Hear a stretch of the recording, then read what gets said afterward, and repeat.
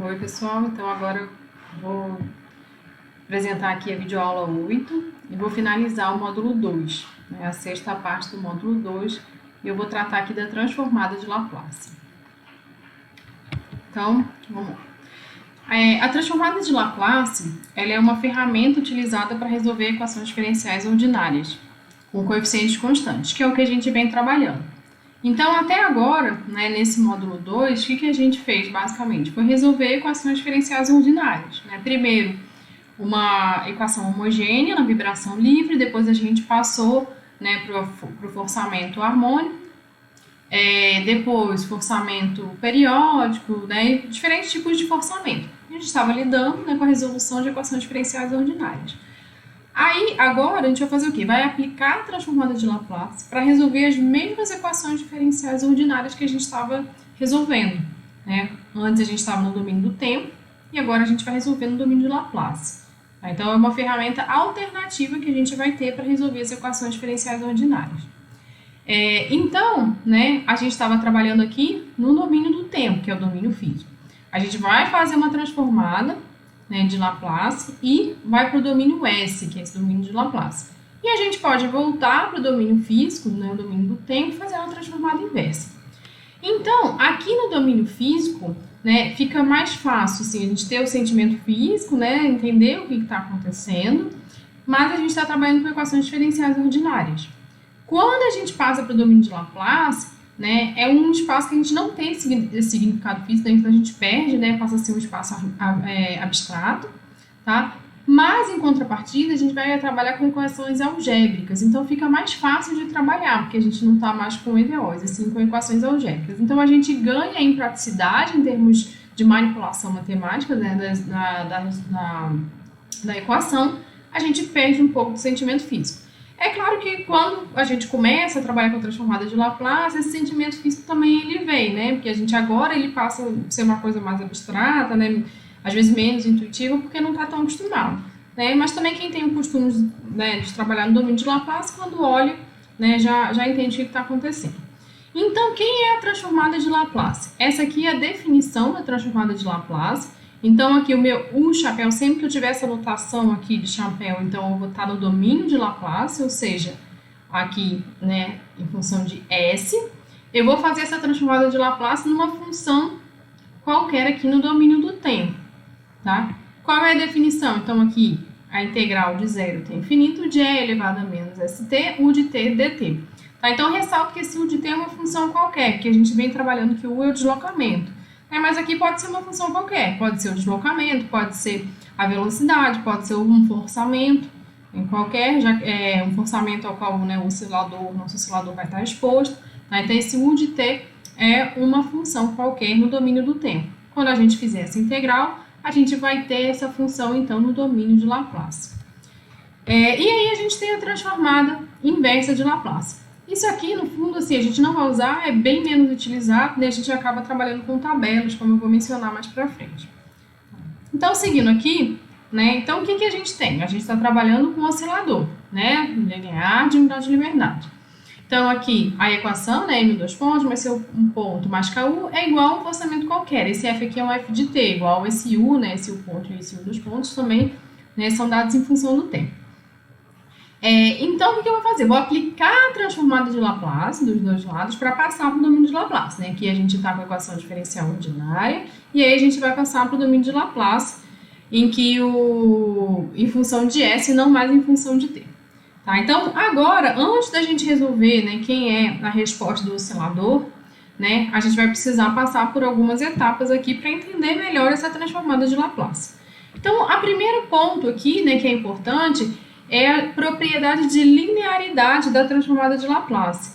Né? Então, como a gente tem a propriedade de linearidade, né, então a gente pode aplicar a aditividade e a comutatividade, né, as constantes aqui, a gente tira, né, aqui, né, da transformada de Laplace e a gente consegue desmembrar, né, em três somas aqui, tá bom?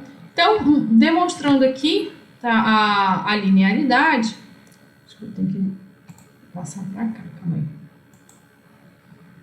Então, aqui, né, então vou mostrar a linearidade. Então, aqui primeiro, a comutatividade, esse alfa é uma constante, f é a função do tempo, vou aplicar a definição da transformada de Laplace, né? Então, a integral de elevado a menos st, quem é a função?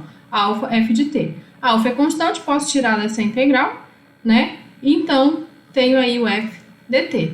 Mas isso aí é a própria função no domínio de Laplace, né? Então, aqui a gente mostra, né, a comutatividade, tá? E aí a gente tem que mostrar também a aditividade, para a gente ter a propriedade da linearidade. Então, aqui a gente vai ter a transformada de Laplace de f1 mais f2, né? São duas funções do domínio do tempo. Vou aplicar a transformada de Laplace, a definição, e aí eu posso desmembrar em duas equações, em dois termos, né?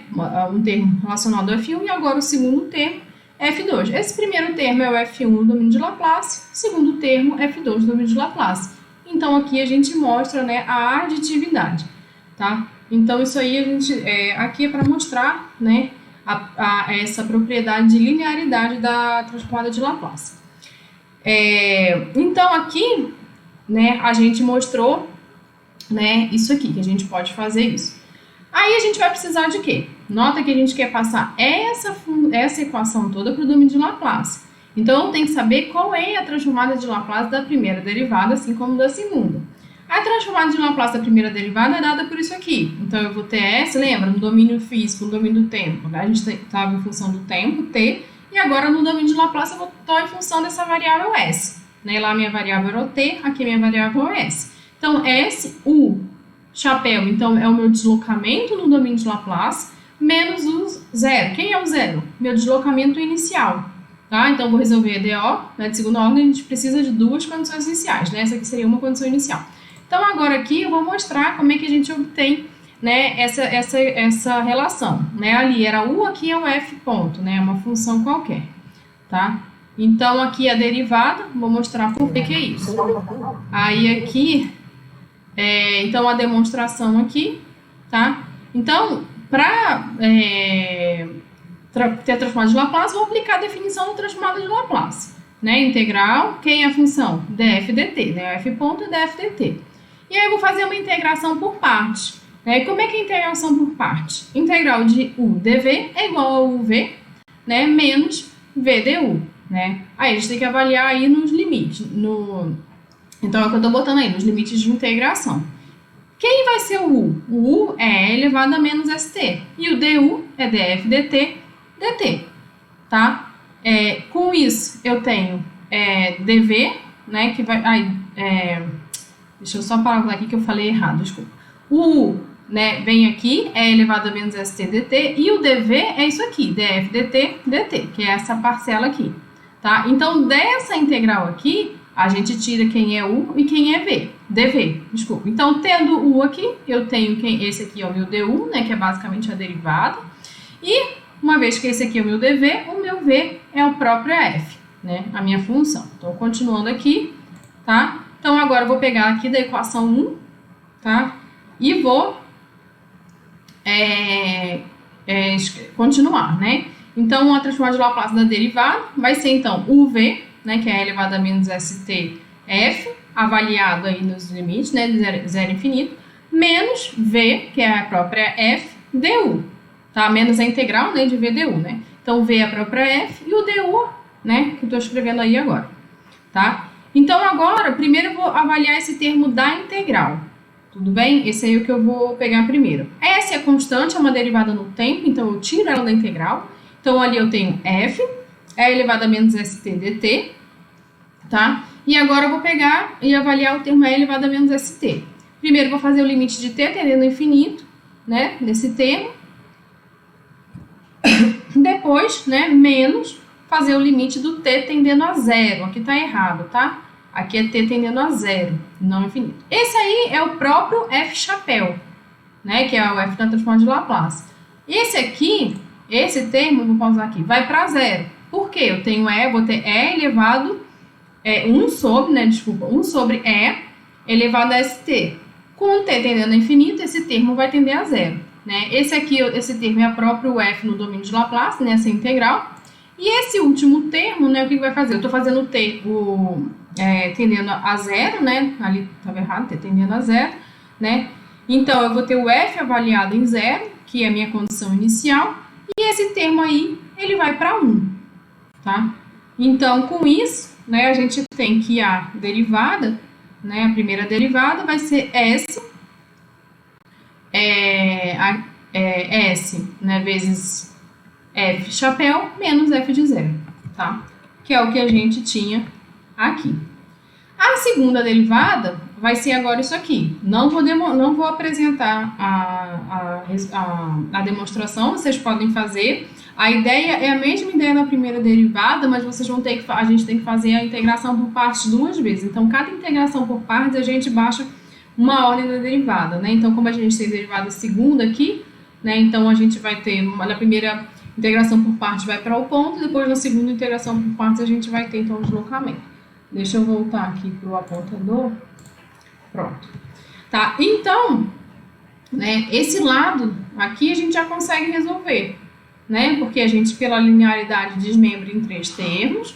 A transformada de Laplace aqui vai ser só K o chapéu, né? O domínio do tempo vai passar para o domínio de Laplace. E aqui eu tenho a de primeira derivada e aqui a segunda derivada. Então, vou substituir, né? Vou pegar essas 3 informações e substituir aqui nessa equação, tá bom?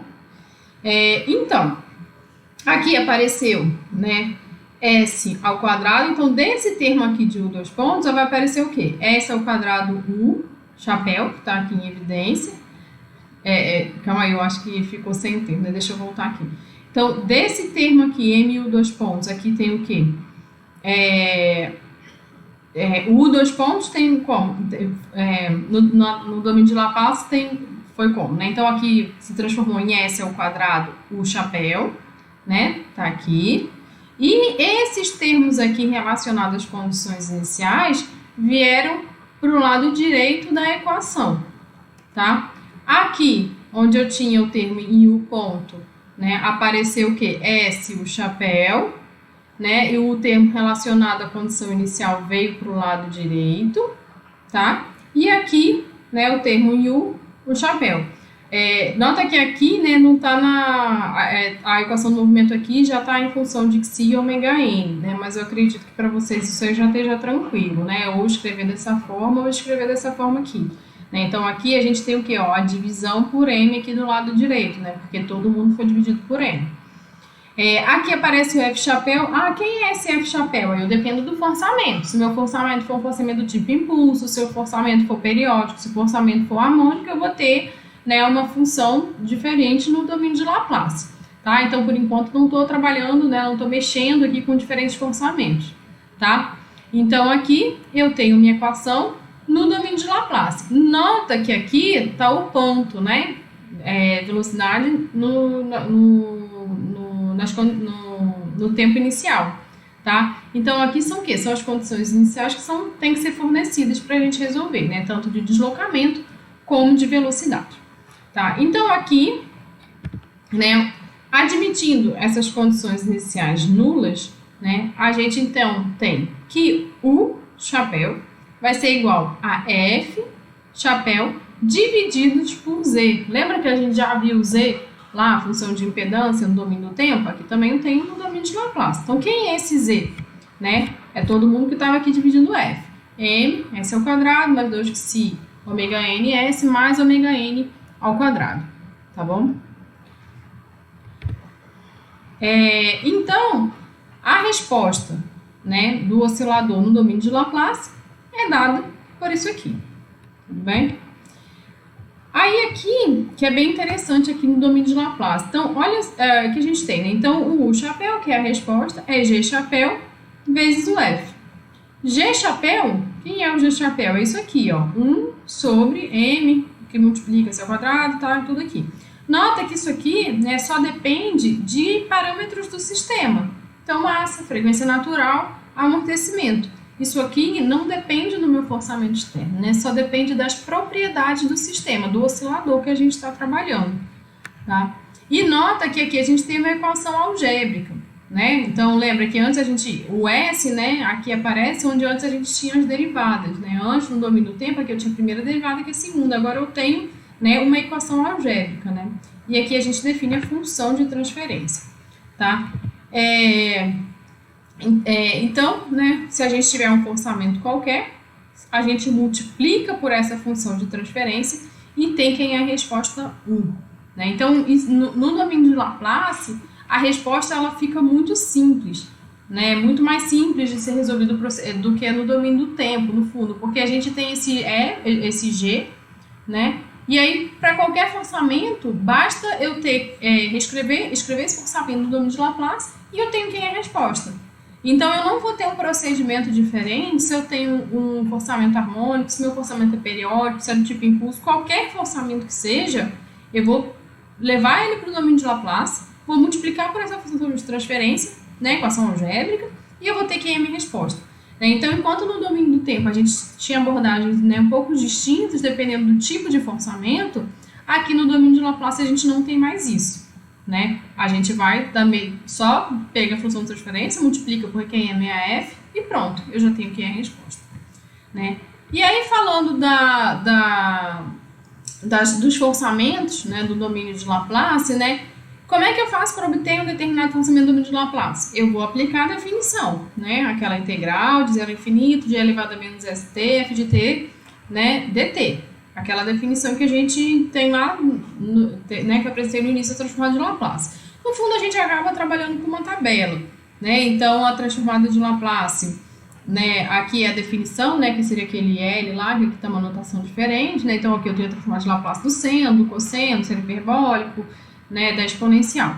Eu ressalto aqui, né, a exponencial, porque esse aqui é o que a gente vai usar mais, né, no caso aqui de vibrações. Por quê?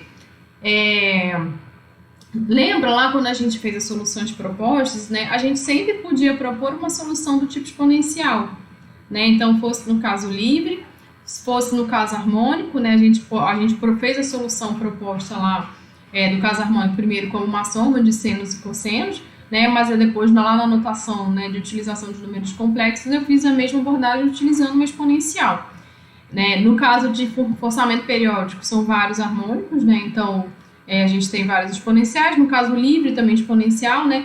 Então aqui, né, isso aqui a gente acaba usando bastante esse termo aqui na parte de vibrações, tá? E aí, então, a transformada de Laplace de E/A elevado a T é 1 sobre S menos A, tá? Então isso aqui é importante, eu vou usar isso aqui, essa informação um pouco para frente, tá?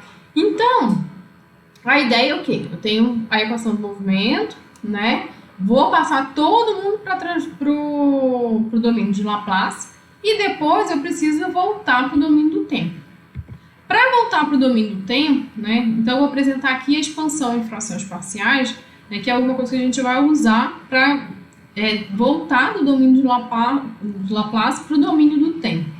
Tá bom? Porque agora a gente já sabe, sair do domínio de Laplace para o tempo, né? Porque ele é em 2 pontos, mas ser o ponto mais KU, a gente já sabe do domínio de Laplace. E para um determinado forçamento, também bota no domínio de Laplace, seja usando uma tabela, seja aplicando a definição. Aí, a gente pode manipular no domínio de Laplace, mas no final eu preciso da minha resposta no domínio do tempo, tá? Então, né, isso aqui vai ser importante para a gente voltar para o domínio do tempo. Então, eu tenho aqui que a minha resposta U, ela vai ser dada aqui por uma fração, né? Então, aqui eu tenho o meu numerador e aqui eu tenho o denominador, né? Desculpa, então aqui. E aí, né, o que eu quero fazer, eu quero reescrever em termos dos polos do sistema, tá? Os polos são as raízes do denominador. Então, eu quero fazer isso aqui, eu quero escrever dessa forma, tá? Então, R1 seria, né, um polo, R2 e assim vai indo até RJ, né, que é a ordem aqui, né, do meu denominador. Então, o primeiro ponto seria identificar os polos do sistema. Tá? Então, basta eu pegar essa equação aqui do denominador igualar a zero, a gente tem os polos. E aí eu vou escrever dessa forma. Em seguida, eu vou separar, né? Eu quero separar aqui um termo relacionado ao primeiro polo, segundo, e assim vai indo até o último polo. Por que eu quero fazer essa expansão em frações parciais? Lembra que eu falei, ó, vai ter que lembrar a transformada de Laplace exponencial, né? Porque isso aqui, né, a transformada da exponencial é isso aqui, tá? Então, isso aqui no domínio de Laplace, se a gente voltar para o domínio do tempo, é exponencial, tá? Então, aqui o C1 é constante E aqui eu teria E elevado a R1T, tá? Então, só voltando aqui, ó. Tá vendo? Lá a gente tem isso aqui, né? S menos RJ, né? Então, quem é no domínio do tempo? E elevado a RJ vezes o T, tá? Então, por isso, né? Por que eu estou buscando escrever todos desse formato? Porque a transformada inversa aqui é exponencial, aqui também é exponencial, aqui também é exponencial, tá? E aí, como é que eu acho essas constantes CJ? Basta eu fazer isso aqui, ó. Limite do meu S tendendo ao meu polo, tá? Aí eu vou ter o próprio deslocamento no domínio de Laplace, né? Que é o NS ds, e vou multiplicar por isso aqui, S menos MJ. Isso aqui é fundamental, né? Porque senão a gente vai ter o denominador tendendo a zero. Bom, então é isso aí. E aí, né, aqui é importante a gente notar, né, a importância dos polos, né? Nota que quem é a minha transformada inversa? É quem? É elevado, nesse caso aqui, é elevado a R1T. Aqui, é elevado a R2T. É elevado a RJT. Então, nota que os polos, eles são os argumentos da minha exponencial. Então, o que significa se eu tiver um polo real positivo? Né? Ou seja, se eu tiver o argumento da minha exponencial real positivo, meu sistema está divergindo. O que vai acontecer se eu tiver um polo real negativo? O meu sistema está perdendo energia, está parando. O que significa se eu tiver um polo imaginário? Meu sistema está oscilando, lembra? Argumento imaginário na exponencial, eu tenho oscilação. A gente usou lá a identidade de Euler. Então, por exemplo, se eu estiver trabalhando que meu U aqui for a resposta do meu sistema livre não amortecido, o que eu vou ter? Eu vou achar que o meu polo vai ser imaginário puro, né? Porque eu tenho oscilação e não tenho perda de energia. E se eu tiver uma resposta subamortecida, que ele oscila e vai parando, qual vai ser as características aqui do polo? Eu vou ter raiz real. Meu polo vai ter parte real negativa, que é a perda de energia, e vou ter parte imaginária, que é a oscilação, tá? Então, né, o polo, ele dá as características de estabilidade do sistema, tá? Então, isso aqui, né, essa abordagem de polo é muito utilizada na área de controle, né? Então, às vezes, se eu tiver um polo real positivo, significa que eu tenho uma estabilidade, né? E existem algumas estratégias de controle, que é basicamente alocar o polo, né, olhando para um oscilador. Então, assim, eu tenho um sistema que está divergindo e vou alocar os meus polos de forma que meu sistema seja subamortecido, ou seja, ele vai oscilar e vai parar, ele vai convergir. Tá bom? E então, né, a transformada de Laplace, nesse aqui eu já tinha falado, então vai ser isso aqui, S1 elevado a R1T, né, e aí vai, né, onde esses R's aqui são os polos do sistema, né, então me adiantei, poderia ter falado aqui, tá? Então, né, isso aqui, né, vai falar pra gente quais são as características do sistema, né, se eu tenho oscilação, se não tem, se vai perder energia, se não vai, tá? E se no caso, né, de excitação, né, se eu vou divergir, né, vai aumentar indefinidamente. Eu vou botar aqui um exemplo, tá, da expansão em frações parciais. Deixa eu só botar aqui. Então, né, vamos supor que isso aqui fosse a resposta do meu oscilador, por exemplo, né, o chapéu seria isso aqui. E aí eu vou expandir em três termos, né, C1 sobre S, C2 S mais 4 mais C3 S mais 1, né. Aqui, né, deixa eu ver aqui, calma aí. Quem são os polos? 0, menos 4 e menos 1, tá? Então, o C1, eu vou fazer o quê? O limite do S tendendo a 0, né, que é o primeiro polo, né? Vou copiar o F chapéu e vou multiplicar por o S, que seria S menos 0, né, que é do polo.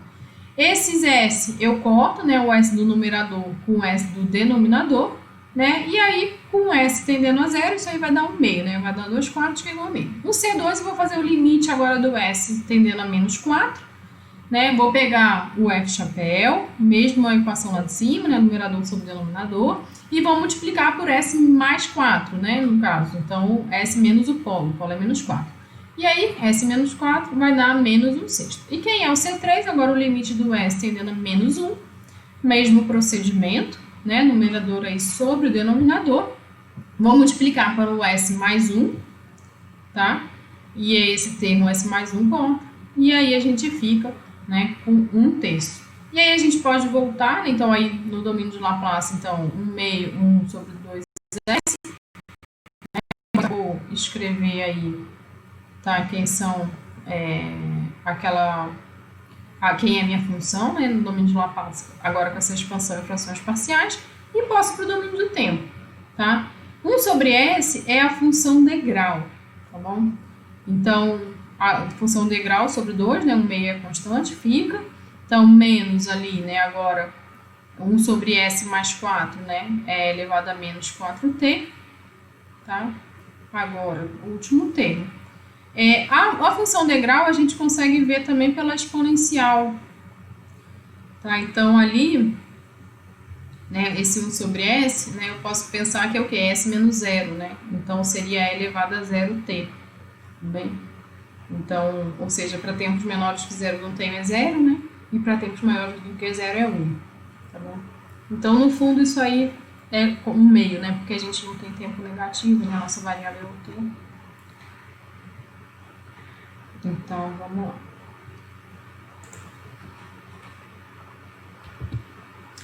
Tá? E aí agora, né, por último, a resposta do oscilador, que é o nosso objetivo. Né? Então, eu quero saber quem é a resposta desse oscilador aqui. Aqui eu coloquei, então, um forçamento do tipo impulso, tá? E eu vou resolver usando a transformada de Laplace. A gente já fez, né, lembra? Lá no domínio do tempo a gente fez o quê? A gente considerou um forçamento do tipo impulso como um sistema livre, né? E escreveu esse impulso como uma velocidade inicial não nula. Aqui não, né? Aqui quem vai ser minha resposta é a função de transferência vezes a transformada de Laplace do impulso, tá? Então, né, deixa eu só passar aqui pro computador, né? Então, aqui o que eu tenho, né? Minha resposta é o quê? A função de transferência, né? Que é isso aqui que a gente tinha definido lá, que eu defini lá aqui no início, né, dessa videoaula, vezes a transformada de Laplace aqui do impulso, tá? A transformada de Laplace da função impulso, tá? Vai ser isso aqui. Então, aqui eu estou botando, né, uma função impulso aplicada no tempo igual a A. E aí eu vou aplicar a definição, né? A integral de 0 a infinito de E elevado a menos st vezes a função, que nesse caso é impulso dt, né? É elevado. E aí, fazendo a integração aqui, a gente chega aqui. Aqui o que acontece? O impulso, lembra da definição da função impulso? Ele só acontece no instante de aplicação, né? E quando o tempo é diferente do instante de aplicação, nesse caso, quando o tempo é diferente de A, ela vale nulo, vale zero, né? A função é nula. Então, por isso que a minha integral aqui, ela está de A menos a A mais, né? Ou seja, qualquer instante de tempo diferente de A, né? A gente vai ter essa integral nula. Então, aqui eu estou tirando, né, o E elevado a menos SA, porque meu tempo é A, e vou fazer essa integração. Pela definição do impulso, quanto é que é a integral do impulso? É 1. Então, isso aqui fica E, né, elevado a menos SA. Aqui, nesse caso, em qual instante eu estou aplicando o impulso? No T igual a 0. Então, meu A é igual a 0. Então, se meu A é igual a 0, eu vou ter E elevado a 0, que é 1. Tá? Então, como A é igual a 0, esse meu F chapéu aqui, ele é 1. Tá? E aqui eu tenho, né, simplesmente o meu G. Então, eu estou multiplicando isso aqui pela transformada de Laplace do impulso, que é 1. É elevado a 0, 1.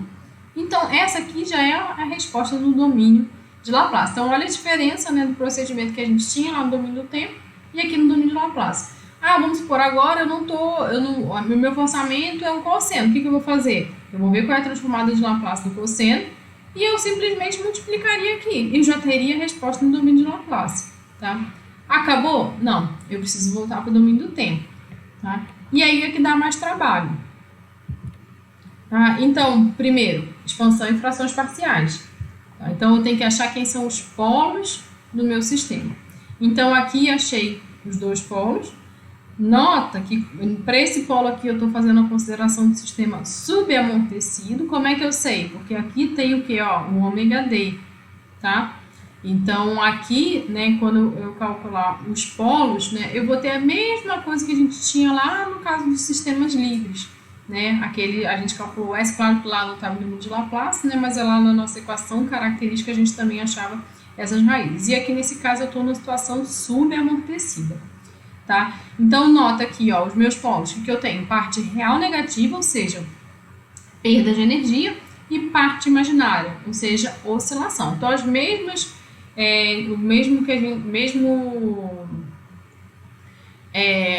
características, né, o significado físico aí disso aqui que a gente discutiu lá na parte de sistemas livres, serve aqui também para os polos, né, para os polos do sistema. Tá? Então, né, fazendo aqui a expansão e fração parcial, M eu estou continuando, é S menos o primeiro polo, depois é S menos o segundo polo. Tá? E aí, né, isso aqui que a gente quer fazer, tem que achar quem é C1 e quem é C2. C1, eu vou fazer o limite do S tendendo, né, a um polo, C2 eu vou fazer o limite do S tendendo ao outro polo, e a gente acha, né, esses dois valores aqui de constantes, tá? Então, a minha sugestão é o quê? Que vocês façam isso aqui, né, e cheguem também aqui, tá?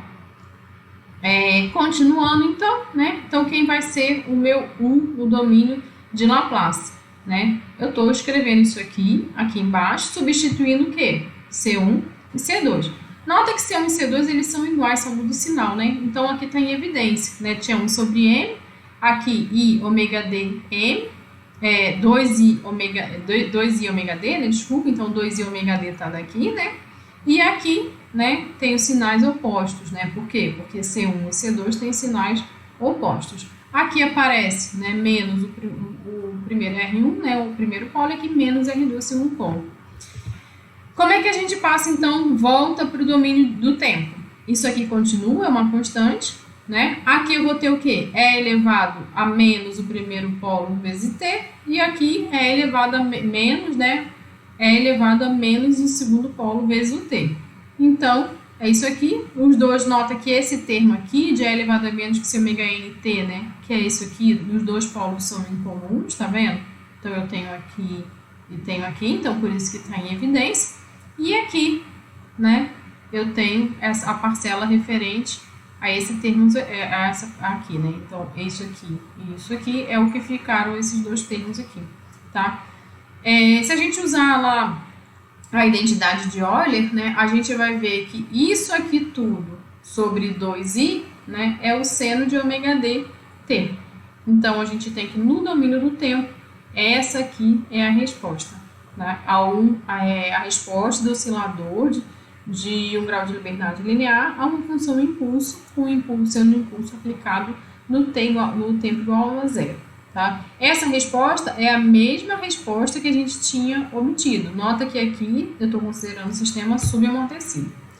E aí, né, talvez vocês possam ter achado, né, essa volta para o domínio do tempo um pouco trabalhosa, ela é mesmo. Né? Se a gente pensar no forçamento harmônico, ela fica ainda mais trabalhosa, porque o caso aqui do forçamento do tipo impulso, ele é o mais simples, porque a transformada de Laplace dela é 1.